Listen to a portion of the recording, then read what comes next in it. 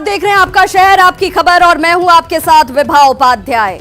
जामिया और अलीगढ़ यूनिवर्सिटी के बाद अब लखनऊ के नदवा कॉलेज में बवाल देखा गया। छात्रों ने जमकर उत्पात मचाया। छात्रों के विरोध का तरीका और सलीका अपने आप में सवाल था। छात्र इतने उग्र थे कि हालात बेकाबू हो रहे थे।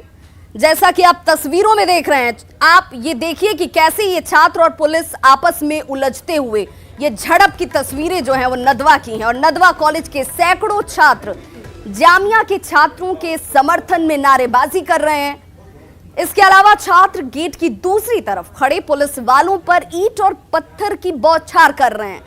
कुछ पुलिस वाले भी छात्रों पर जवाबी पत्थरबाजी करते हुए इन तस्वीरों में आप देख सकते हैं। नदवा कॉलेज के अलावा इंटीग्रल यूनिवर्सिटी में भी नाराज छात्रों ने खूब प्रदर्शन किया। हालात के मद्देनजर दोनों संस्थानों में 5 जनवरी तक छुट्टी घोषित कर दी गई है। ये तस्वीरें जो आपके सामने हैं ये नदवा की हैं और इस तस्वीर के बाद कई सवाल भी खड़े हो रहे हैं कि किस तरीके से आज ये छात्र जो है पुलिस के साथ उलझते हुए नजर आए और हालात को काबू में करने के लिए पुलिस की ये फौज जो आपको आज सड़कों पर नजर आ रही है ये नदवा कॉलेज के बाहर। तो तस्वीरें देखिए, ये तस्वीरें उस हालात के विस्फोटक होने की गवाह हैं जहां पर छात्र जो है वो राजनीति का हिस्सा कैसे बन जा रहे हैं। विरोध के स्वर यहां पर सामने निकल कर आए और इस विरोध में जो तरीका अपनाया गया छात्रों की तरफ से उसे कहीं से भी जायज नहीं ठहराया जा सकता है। जो हाथ लगा उसी से पुलिस वालों पर यहां पर प्रहार किया गया। ये झड़प जो है हिंसक हो जाती है। पत्थर से एक दूसरे पर यहां पर पथराव की तस्वीरें देखिए जो आपको इस कॉलेज के बाहर नजर आ रही होंगी। ये कोई रण क्षेत्र नहीं है लेकिन आज ये रण क्षेत्र में तब्दील नजर आया। नदवा कॉलेज में पत्थरबाजी की गई और इसके पीछे ये कहा गया कि इन छात्रों को भड़काने की कोशिश की गई है और कहीं ना कहीं उसकी एक तस्वीर जो आज सड़क पर निकलकर सामने आई। पुलिस की तरफ से ये कहा गया कि हमने उसकी जवाबी कार्रवाई की है और अब हालात को काबू में करने के लिए हर वो तरीका अपनाया जाएगा जो यहां पर जरूरी होगा। नदवा कॉलेज में पत्थरबाजी की ये तस्वीरें अपने आप में उन तमाम सवालों को खड़ा करते हुए कि क्या ये है शिक्षण संस्थानों के अंदर शिक्षकों के साथ और छात्रों का व्यवहार जिसे कहीं से भी उचित नहीं ठहराया जा सकता है। नदवा कॉलेज के छात्रों का उत्पात आज सबके सामने इन तस्वीरों के साथ नजर आया। तो छात्रों ने पुलिस पर यह पथराव किया है और पुलिस जब यहां पर भारी तादाद में संख्या में पहुंची तो उसने भी यहां पर छात्रों के ऊपर पत्थरबाजी की। ये कहा गया कि हालात कंट्रोल से बाहर जा रहे थे और ऐसे में ये करना लाजमी था, नहीं तो स्थिति ज्यादा विस्फोटक होती। और स्थिति को कंट्रोल में करने के लिए पुलिस कैसे इन छात्रों को पहले देखिए खदेड़कर कॉलेज के अंदर लगाने की कोशिश कर रही है ताकि इस स्थिति को विस्फोटक होने से बचाया जा सके। इसके बाद ये छात्र पत्थर लेकर पुलिस वालों के ऊपर पथराव करते हुए नजर आए और इसी के स्वरूप में यहां पर पुलिस की तरफ से जवाबी कार्रवाई भी की गई। तो छात्रों की तरफ से पत्थरबाजी की ये तस्वीरें जो हैं ये दिखा रही हैं कि देखिए किस तरीके से हालात जो हैं यहाँ लखनऊ के नदवा कॉलेज के बाहर उत्पन्न हुए।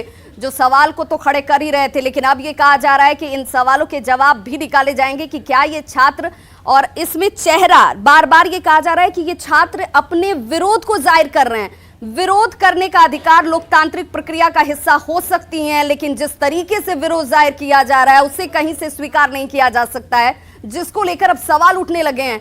दो तबका, एक तबके की तरफ से ये कहना कि देखिए विरोध करिए जरूर अगर आपकी किसी तरीके से वैचारिक मतभिन्नता है, लेकिन इस तरीके से विरोध किया जाना जायज नहीं है और इसी का विरोध हम कर रहे हैं। हालांकि छात्रों ने अपने तरीके से इस बात को जाहिर करने की कोशिश की कि जो कुछ हालात इस वक्त देश में बने हुए हैं उन हालातों के परिणाम स्वरूप हमारा ये विरोध जो है वो शांतिपूर्ण तरीके से चल रहा था। लेकिन क्या शांतिपूर्ण तरीके इस तरीके से विरोध जाहिर करते हैं? ये तस्वीरें हम आपको दिखा रहे हैं, उन तस्वीरों को देखकर आप साफ समझ सकते हैं कि विरोध का ये तरीका अब सवालों के घेरे में है और जवाब देते इन छात्रों से या यूं कहें कि कॉलेज प्रबंधन से नहीं सूझ रहा। तो दिल्ली में प्रदर्शन के नाम पर जो दहशत फैलाने की कोशिश हुई उस पर जमकर सियासत हो रही है। आरोप प्रत्यारोप की झड़ी लगाई जा रही है लेकिन हम आपको एक वीडियो दिखाने जा रहे हैं। इस वीडियो को देखिए और इसके जरिए आप दिल्ली के दुश्मनों को पहचान सकेंगे। देखिए इन तस्वीरों को और आप पहचानिए दिल्ली के दुश्मनों को। ये दिल्ली के दुश्मन है और ये बार बार हम कोट कर रहे हैं। उसके पीछे की वजह भी है। प्रदर्शन के नाम पर गुंडागर्दी करने वालों को देखिए कैसे डीटीसी की बस को निशाना बनाया जा रहा है। इनकी बातें इतनी ज्यादा अश्लील हैं कि हम आपको इनकी पूरी बातों को सुना भी नहीं सकते, लेकिन इनकी करतूतों को आपके सामने रखा जा रहा है। इन्हें पहचानिए, इनकी बातों को सुनिए और खुद फैसला कीजिए कि ये किसके गुंडे हो सकते हैं। सरकार की गाड़ी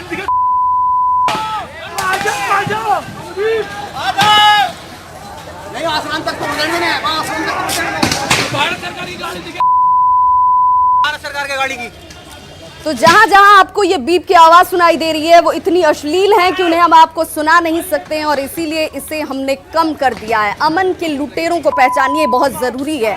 हालात बिगाड़ने की कोशिश किस स्तर पर की जा रही थी उसकी एक बानगी है और इस हिंसा को कौन भड़का रहा है अब आपको जरूर खुद सोचना, मंथन करना होगा, क्योंकि अगर आप इनकी बातों को सुनेंगे तो ये साफ जाहिर हो जाएगा कि आखिर किस उद्देश्य से ये छात्र जो हैं, या यूं कहें कि असामाजिक तत्व हैं, छात्र इन्हें नहीं कहना चाहिए क्योंकि छात्रों के साथ और छात्रों का विचार ये दोनों इनके इन करतूतों में शामिल नजर नहीं आता है। बार बार केंद्र सरकार की संपत्ति को पहचानने की बात कही जा रही है, उसे नुकसान पहुंचाने की साजिश की जा रही है, डीटीसी की बसों को निशाना बनाया जा रहा है। यार 3 आदमी को गोली मार दी इन्होंने यार।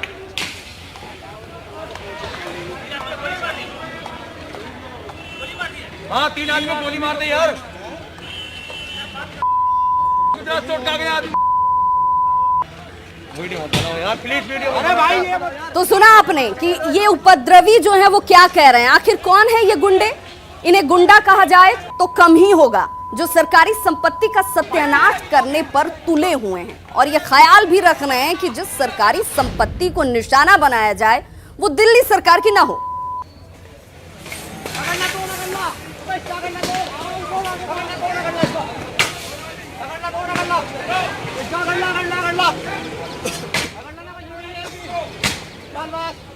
हो गया।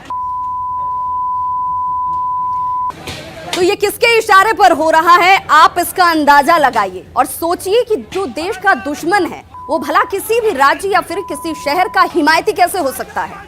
इन गुंडों को पहचानने की जरूरत है क्योंकि ये न सिर्फ दिल्ली के गुंडे हैं या दिल्ली के दुश्मन हैं बल्कि पूरे देश के ये दुश्मन हैं और ऐसे में इन्हें जानना, पहचानना और इनकी साजिश को नाकाम करना बेहद जरूरी है।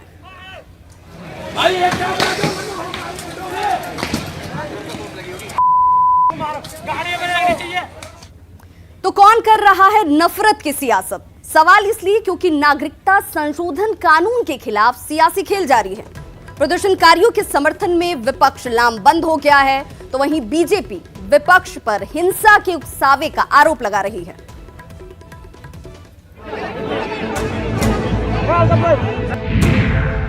संसद के बाद सड़कों पर शुरू हुआ घमासान अब पूरी तरह से सियासी हो चुका है। विपक्ष की तरफ से प्रदर्शनकारियों का खुल्लम खुल्ला समर्थन किया जा रहा है। जामिया को लेकर नेताओं का हुजूम जुट रहा है और सुनिए क्या कहा जा रहा है। कांग्रेस पार्टी, कांग्रेस का एक एक लीडर, एक एक कार्यकर्ता संविधान के लिए लड़ेगा। जब तक कैब वापस नहीं लेंगे, कैब एनआरसी, हम लोग हमारा आंदोलन जारी रहेगा। एक ऐसा कानून लाते हो जो जिसकी वजह से हिंसा पैदा होती है, तो प्रधानमंत्री जी को खुद सोचना चाहिए कि ऐसा कानून आप लाए क्यों। आप सोच रहे होंगे कि विपक्ष इतना हमलावर क्यों है, तो इसका जवाब है पीएम मोदी का वो आरोप जो उन्होंने रविवार को झारखंड की एक जनसभा में विपक्ष पर लगाए थे। तो चलिए पहले वो आरोप सुन लीजिए। कांग्रेस वाले और उसके साथी क्या कर रहे हैं? हो हल्ला मचा रहे हैं, तूफान खड़ा कर रहे हैं और उनकी बात चलती नहीं है तो आगजनी फैला रहे हैं। पीएम मोदी के इस आरोप के बाद बीजेपी की तरफ से भी विपक्ष पर आरोप लगाए गए हैं, तो वहीं विपक्ष की तरफ से भी सफाई और आरोप आया है। जिस प्रकार से शांति और चैन छीनने की कोशिश ये कांग्रेस पार्टी, ममता जी की पार्टी और आम आदमी पार्टी कर रही है, ये निंदनीय है। कांग्रेस की अगर इतनी ताकत होती कि हम पूरे देश में हर जगह इतना विद्रोह करा सकते हैं, तो आप सत्ता में कहां होते। ये इल्जाम सरासर गलत है। ये आरोप, इस आरोप का मैं खंडन करता हूं। ये कांग्रेस इसके पीछे है, इसके पीछे ruling party government of India है। नागरिकता संशोधन कानून पर जारी विरोध प्रदर्शन के बीच सोमवार को पीएम नरेंद्र मोदी ने लोगों से शांति की अपील की। पीएम ने सिलसिलेवार ट्वीट कर कहा कि नागरिकता कानून पर हिंसात्मक विरोध प्रदर्शन दुर्भाग्यपूर्ण और दुखद है। बहस, चर्चा और असहमति लोकतंत्र का अहम हिस्सा है, लेकिन सार्वजनिक संपत्ति को नुकसान पहुंचाना और सामान्य जनजीवन को नुकसान पहुंचाना हमारा स्वभाव नहीं है। अपने ट्वीट में प्रधानमंत्री ने लोगों से अफवाहबाजी और झूठ फैलाने से दूर रहने की अपील की। तो वहीं गृह मंत्री अमित शाह ने भी छात्रों से शांति बनाने की अपील की, साथ ही विपक्ष पर जमकर हमला किया। 5 साल के अंदर मैं विद्यार्थियों को भी अपील करना चाहता हूं कि आप सिटीजनशिप अमेंडमेंट एक्ट का अभ्यास करिए। इसमें किसी की भी नागरिकता छीनने का कोई प्रावधान ही नहीं है। ये कांग्रेस पार्टी, आप पार्टी और टीएमसी आपको गुमराह कर रहे हैं और देश के अंदर हिंसा का वातावरण पैदा कर रहे हैं। सियासत का यही चरित्र है, कोई अपने गिरेबान में नहीं देखता। बंदूक किसी के कांधे पर होता है, लेकिन उसे चलाता कोई और है। लेकिन अब जमाना बदल गया है। अब जनता भी ऐसे सियासी खेल को समझने लगी है। उसे बखूबी पता है कि आखिर कौन कर रहा है नफरत की सियासत। Bureau report, news 18 network. तो हद है ऐसी सियासत, हद है ऐसी सियासत के पीछे की सोच, और हद है ऐसी सियासत जिसे देश भी नजर नहीं आ रहा। मंदिर वहीं बनाएंगे, तारीख नहीं बताएंगे। कुछ दिन पहले तक हुए चुनाव में बीजेपी के खिलाफ ये नारा खूब गूंजता था, लेकिन अब ऐसे नारों की नसें ढीली पड़ गई हैं, क्योंकि बीजेपी ने मंदिर के लिए तारीख का ऐलान कर दिया है। बनना चाहिए, नहीं बनना चाहिए, बनना चाहिए, नहीं बनना चाहिए। सुप्रीम कोर्ट के बाद सरकार की भी हरी झंडी। भव्य राम मंदिर के लिए तारीख तय। राम मंदिर को लेकर शाह का ऐलान। 4 महीने में बनेगा भव्य राम मंदिर। अयोध्या में भव्य मंदिर कब? आज नहीं, दशकों से ये सवाल पूछा जा रहा है। हुकूमत बदलती रही, सरकारें बदलती रही, लेकिन सवाल जस का तस कि आखिर अयोध्या में रामलला का मंदिर कब बनेगा। 100 सालों से दुनिया भर के भारतीयों की मांग थी कि अयोध्या में भव्य राम मंदिर बनना चाहिए, जहां भगवान श्री राम का जन्म हुआ। अब ऐसे सवालों से पर्दा उठ गया है। पहली बार बीजेपी के अध्यक्ष और देश के गृह मंत्री अमित शाह ने राम मंदिर को लेकर बड़ा बयान दिया है और खुलासा किया है कि आखिर कब बनेगा राम मंदिर। 4 माह के अंदर आसमान को छूता हुआ प्रभु श्री राम का मंदिर अयोध्या में बनने जा रहा है। सुना आपने, सिर्फ 4 महीने बाद बनेगा भव्य राम मंदिर। अमित शाह ने ये ऐलान झारखंड के पाकुड़ में किया, जहां वो झारखंड विधानसभा चुनाव को लेकर जनसभा को संबोधित कर रहे थे। अमित शाह के इस बयान के बाद नवाब मलिक ने क्या कहा, ये भी सुन लीजिए। नागरिकता विधेयक को लेकर देश में आग लगी हुई है, पूरा देश धधक रहा है। हमें लगता है कि अमित शाह जी उससे ध्यान बटाने के लिए राम मंदिर के नाम पर फिर बयान दे रहे हैं। उनको सोचना पड़ेगा कि जो हालात उन्होंने पैदा किए उस पर वो बयान दे। सवाल है कि जब तक मंदिर को लेकर तारीख का ऐलान नहीं हुआ था, तब तक विपक्ष में बेचैनी थी। हर बार तारीख पूछा जाता था। अब जब तारीख बताई जा रही है, तो फिर परेशानी कैसी?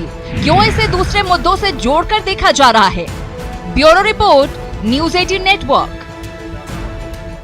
तो दर्शकों से पूछे जा रहे सवाल का जवाब गृह मंत्री अमित शाह ने आज दे दिया है। झारखंड विधानसभा चुनाव का 5वां और अंतिम चरण संथाल परगना में पूरा होगा। वहां की 16 सीटों पर 20 दिसंबर को वोटिंग होगी, लेकिन सियासी लिहाज से कांग्रेस ने अंतिम लड़ाई में मास्टर स्ट्रोक खेलने का मन बनाया है।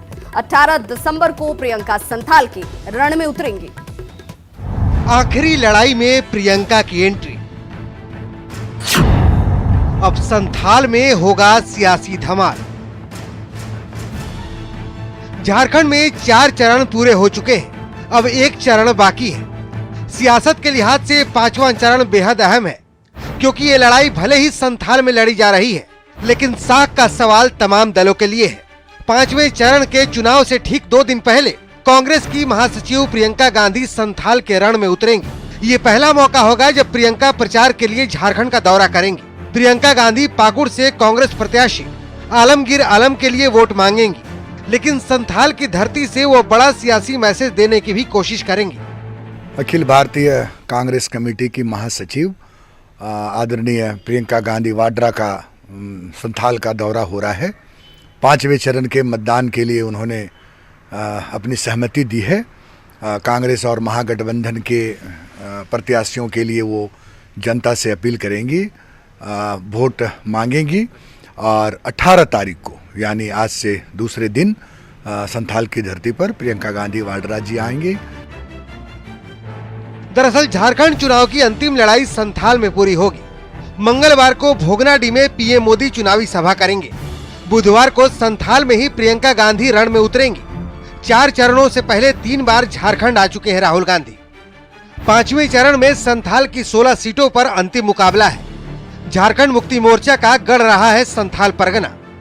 बीजेपी से अलग होकर आजसू ने भी अपनी पूरी ताकत झोंक रखी है। जाहिर तौर पर कैब पर सवार होकर प्रियंका पहली बार झारखंड आ रही हैं। लिहाजा कांग्रेस को प्रियंका के दौरे से संथाल में संजीवनी की उम्मीद है। Bureau report, news 18 network. Rape in India वाले बयान पर राहुल गांधी फंसते दिख रहे हैं। चुनाव आयोग ने उनके बयान पर रिपोर्ट तलब की थी। जिस बयान पर चुनाव आयोग ने रिपोर्ट मांगी है, उस बयान पर राहुल गांधी कई बार माफी मांगने से इनकार कर चुके हैं। नरेंद्र मोदी ने कहा था मेक इन इंडिया, कहा था ना। अब आप जहां भी देखो मेक इन इंडिया नहीं भैया, अब है रेप इन इंडिया। कांग्रेस नेता राहुल गांधी का ये बयान उन पर भारी पड़ता दिख रहा है। इस बयान पर चुनाव आयोग ने झारखंड के मुख्य निर्वाचन अधिकारी से रिपोर्ट तलब कर दी है। हम लोगों ने संबंधित जो डीओ है उससे ट्रांसक्रिप्ट मांगा है वीडियो का, और उसके बाद हम लोग उससे संबंधित एक प्रतिवेदन जो है शीघ्र ही एसीआई को उपलब्ध करा देंगे। मुख्य चुनाव अधिकारी से जिस बयान पर चुनाव आयोग ने रिपोर्ट मांगी है, वो बयान राहुल गांधी ने झारखंड की एक चुनावी रैली में दिया था, जिस पर बीजेपी ने उनके खिलाफ मोर्चा खोल दिया। शुक्रवार को संसद में जमकर हंगामा हुआ और राहुल से माफी की मांग की गई।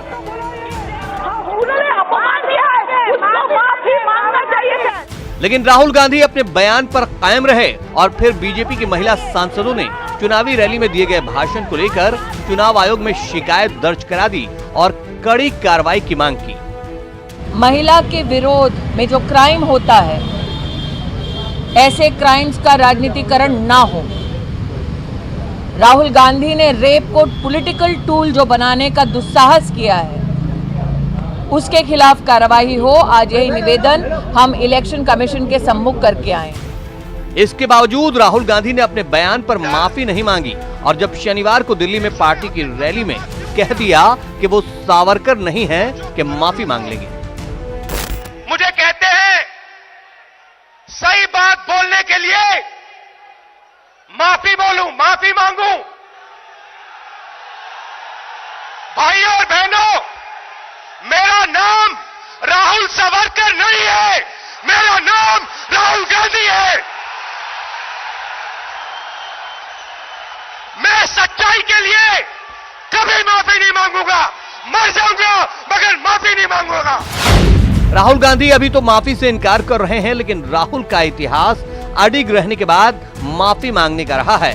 इससे पहले चौकीदार चोर है के बयान पर वो सुप्रीम कोर्ट में माफी मांग चुके हैं।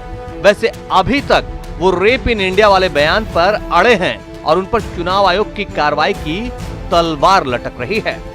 Bureau report, news 18 network.